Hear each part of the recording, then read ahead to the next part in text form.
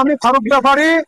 আমার গরু যায় বরিশাল, ধামুরা, নোয়াখালী, সেবারহাট আর ক্যান্টনমেন্টে সাপ্লাই গরু যায়। তো গরুর বাজার মূলত আপনার এর আগে যেমন যেমন ছিল তার চাইতে আজকের গরু আমদানি অনেক বেশি, কিন্তু গরু কিনতে পারিছি। কিন্তু বাজার যে অনেক বেশি এটা না, আবার বাজার যে কম এটা না, আমার ভাও যাচ্ছে কম, কিন্তু মানসম্মত দামে বাজারে গরুর ইয়ে কম, সরবরাহ কম এবং দাম প্রচুর।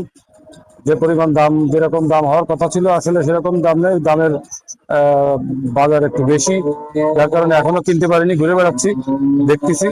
দেখি আল্লাহবাদ যদি আমাদের নসিবে রাখে তাহলে হয়তো হয়ে যেতে পারে। আমরা 7 জন মিলে গরু কিনতে আসি। আসার পরে গরু যেটা পছন্দ আছে সেটা দামে পড়ছে না, যেটা দামে পড়ছে সেটা গরু পছন্দ হচ্ছে না, এই অবস্থা। আর হাট যারা বিক্রি করতে এসে তারা অনেক কমে গরু বিক্রি করছে, গরুর বাজার খুবই ডাউন। 7টা বিক্রি হয়েছে, 3টে ব্যাগ, বাজার খুবই খারাপ। আমাদের বাগাছড়া 7 মাইল পুষট আমাদের এই দক্ষিণবঙ্গের একটি বড় প্রতিষ্ঠান, বড় হাট। আমাদের হাটে প্রচুর পরিমাণ গরু এবং ছাগল আমদানি, কিন্তু বেচা বিক্রি অনেক কম। অন্যান্য ঈদের তুলনায় 5 ভাগের 1 ভাগও হচ্ছে না। আমাদের ইতিমধ্যে সরকারিভাবে খাস আদায় করছিল 5 হাট।